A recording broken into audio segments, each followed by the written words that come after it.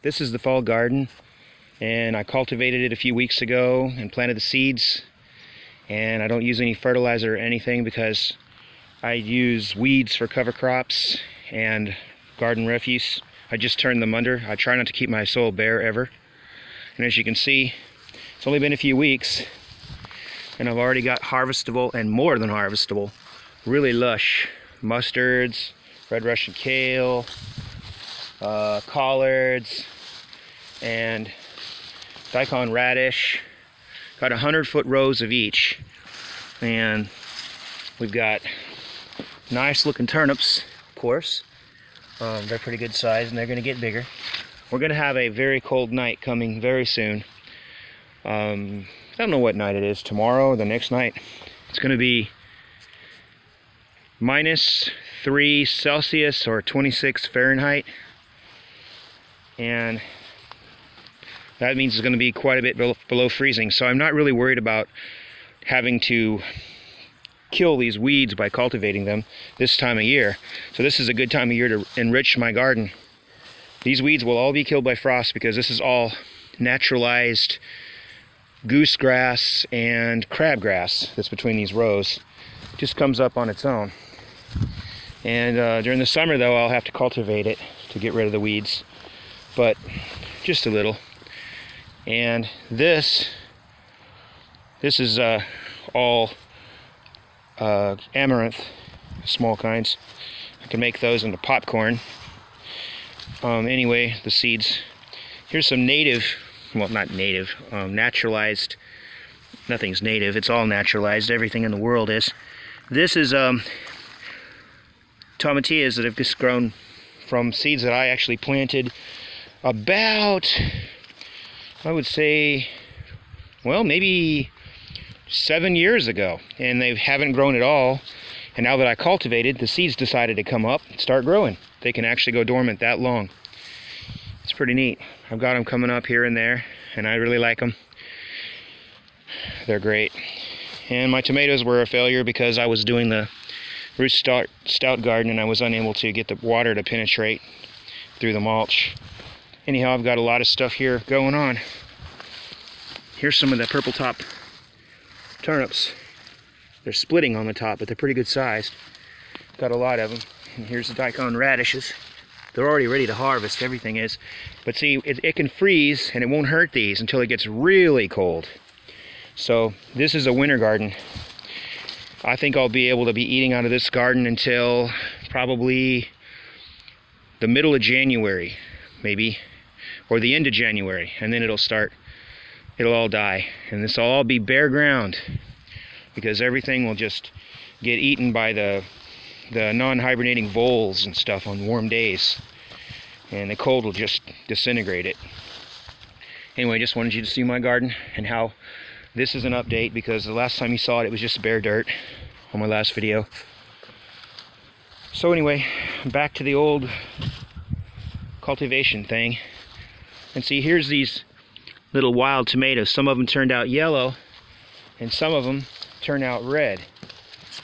But they're really tasty, but they're awful small, but they can tolerate really dry weather. Unlike other tomatoes, they are really hardy. This is my opinion. But they're going to be growing wild all over the place because my friend gave them to me, and they're growing wild on his land now. And here's some more of them. If I can get through all this food. Okay, these are called Matt's Wild Cherries, and they are very, very good. They're very good. They're just so tiny.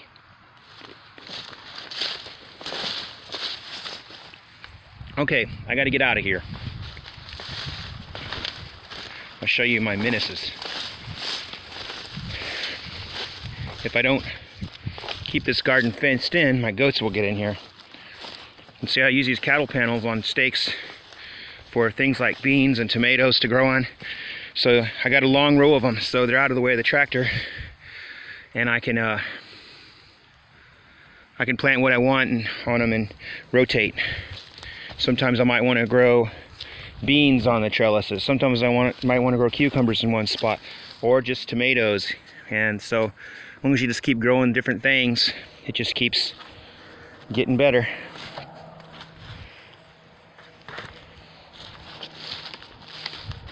there's my Menace. That right there, the goats. Of course, she'll eat anything. Look at her. Just after every kind of vegetable I've got. I don't think these potatoes are going to have time to make it before the cold, because they haven't even flowered yet. Well, that's all I got about this. Here's another thing bad about goats. What did you just do to that tree? What did you do to it, huh? Oh, just a short time, you've already nicked the bark. Yeah, okay. Very nice.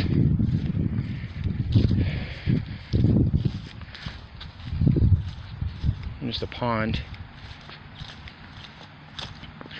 This is a cypress tree. It's amazing that they're a conifer, but they lose their leaves in the fall. Their leaves just fall right off. Oh, they really smell good too. And look at how big this is. This cypress is only about 12 years old. Maybe, I'd say 12, maybe 13. No, maybe 12. And it's huge. Just huge. Cypress ought to be planted more. I tell you, it's really something. It really grows fast. And it's not in wet ground. Right now we've had a lot of rain, so the ground is wet.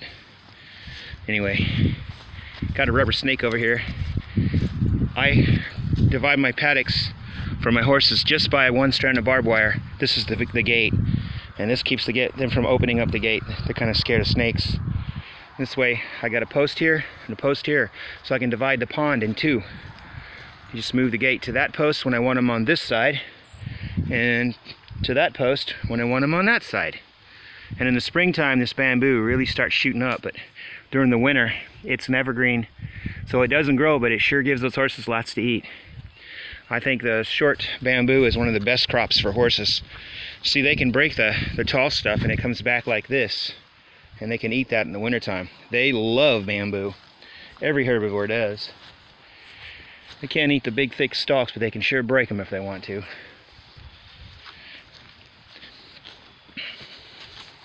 I'm going to show you something else. Hey, quit chewing the bark off that tree. They come for me. They come on walks with me, and they eat a lot while they're walking. This is Vitex negundo. I've already shown this before, but even on cool days, before the final freezes come, it's still blooming. See the little purple blooms? It's always blooming. But once winter comes and it gets freezing, of course, it goes dormant.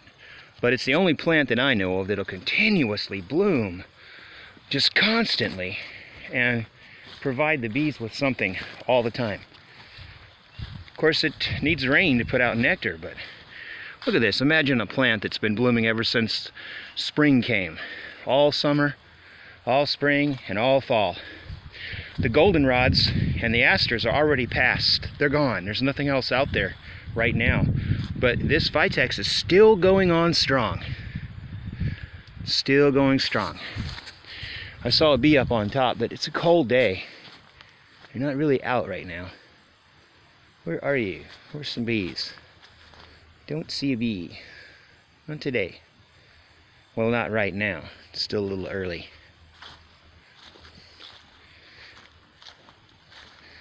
Alright, before it gets too boring.